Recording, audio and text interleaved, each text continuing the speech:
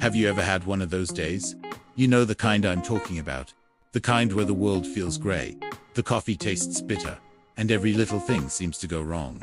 I was having one of those days, a real heavyweight champion of bad days. A few years ago, I'd just lost my job. My car had decided to impersonate a very expensive lawn ornament, and I was feeling completely and utterly lost.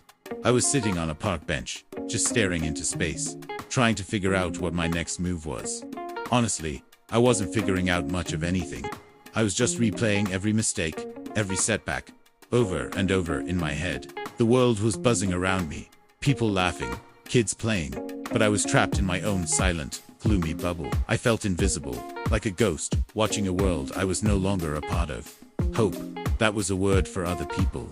Just as I was sinking to a new personal low, an older woman with the kindest eyes I'd ever seen sat down on the other end of the bench. She didn't say anything at first. She just sat there, feeding pigeons from a small paper bag.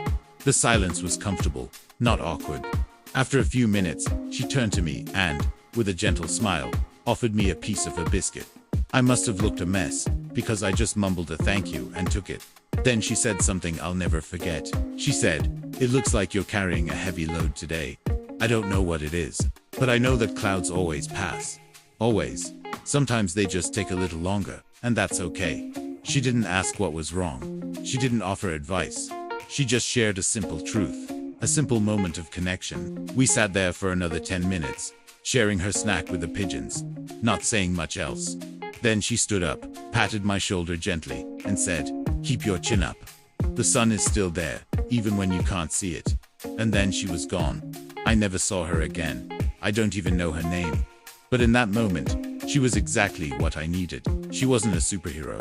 She was just a kind person who chose to see someone else's struggle and offer a glimmer of light. That simple act of kindness from a total stranger didn't magically solve all my problems.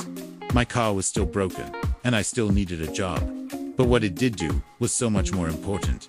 It broke the spell. It pierced through my bubble of despair and reminded me that I wasn't invisible.